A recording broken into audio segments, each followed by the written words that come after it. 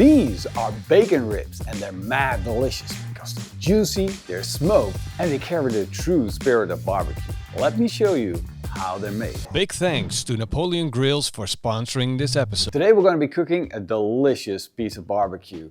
Now you may not have seen this cut before, but I'm going to show you exactly where it comes from. I'm talking about this cut. Look at this beauty. Basically these are beef ribs, but then they're cut out of the pig. And I just love the way these look. They make me hungry just looking at them. To get this, of course, I went to my favorite butcher, Gert-Jan van der Horst. Together we figured out the best part of ribs for this project. Now if you want your butcher to do this for you, just show him this video, he'll know what to do. I'm going to treat these as I would normally beef ribs. And that means I'll be seasoning these with the Texas barbecue rub. Now this seasoning contains pepper, salt, garlic powder, onion powder. You can get the exact recipe of this rub on our website, or you can buy these in the store. Now all you need to do is just sprinkle this on, and I want a nice and even coat on it so it looks good. There we go. No need to add a binder to this because the meat is still a little bit wet. Of course I'm going to season both sides. And normally I would just remove the membrane from the ribs, but since we're treating these as beef ribs, I'm going to leave that on. Look at that. That is already beautiful with the seasoning. Isn't that amazing?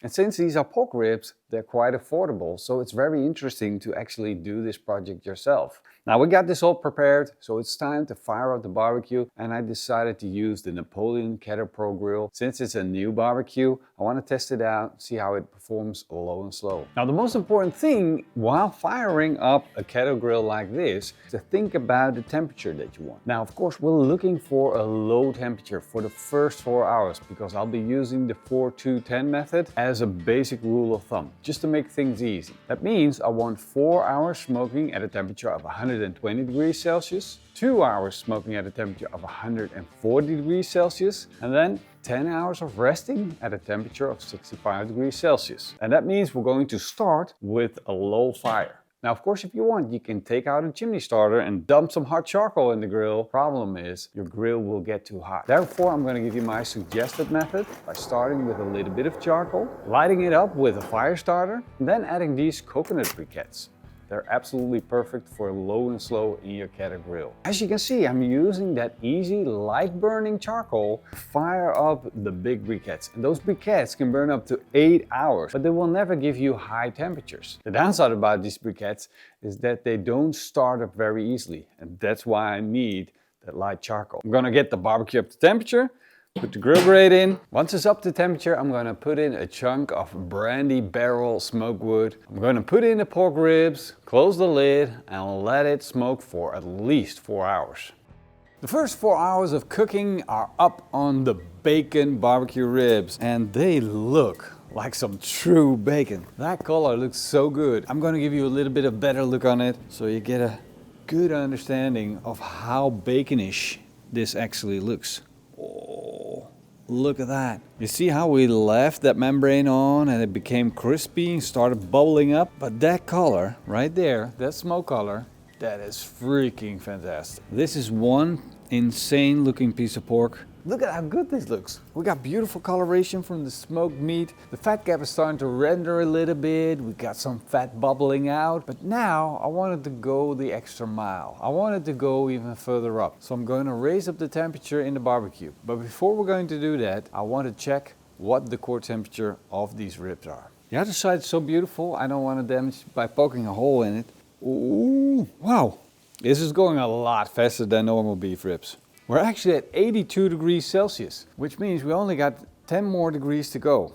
Now, I wanted to apply the 4-2-10 method, but now the 2 hours at 140 degrees Celsius, or about 280 degrees Fahrenheit, that will mean I raise the temperature up even further, but I only want the core temperature to go up to 92 degrees Celsius.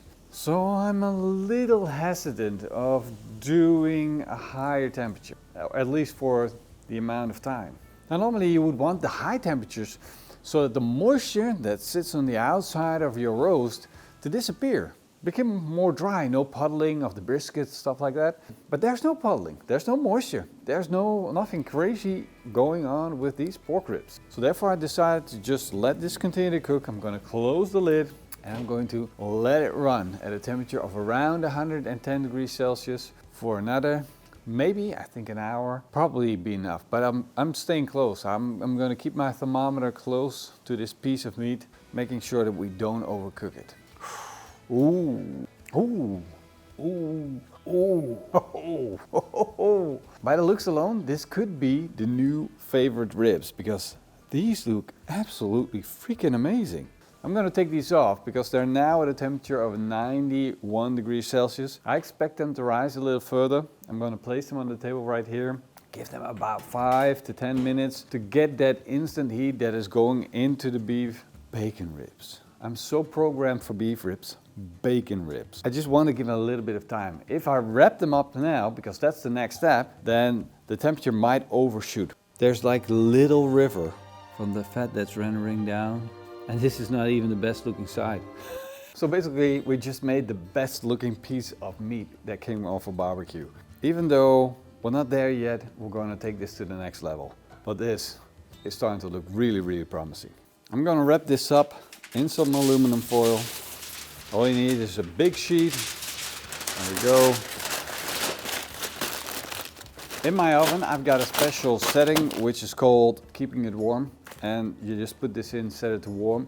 If you don't have that setting in your oven, then you can just slide this in at a temperature of 65 degrees Celsius. Or if you have a barbecue, they can do that. That's great too. Some people have cabinets for that. That's freaking awesome, but not really necessary. This is going to be in my oven for 10 hours. This is it. The moment we've all been waiting for. Oh, how to make me smile. Now this looks absolutely freaking beautiful. Got a nice little bit of pull away from the bone. I'm expecting this to be super, super tender. The fat became nice and soft. Let's just slice into this. Oh, look at that. Bacon ribs. Oh yeah. That is one good looking piece of meat. Let's slice this rib out. That is like the ultimate beef rib. But except it's pork, of course. I'm so used to having it look like this and being beef. This is pork. The ultimate ribs, bacon ribs. Now, of course, there's only one thing that needs to be done now. Oh, even though it's not real bacon, it does taste like bacon. Smoke, salt, nice and fatty.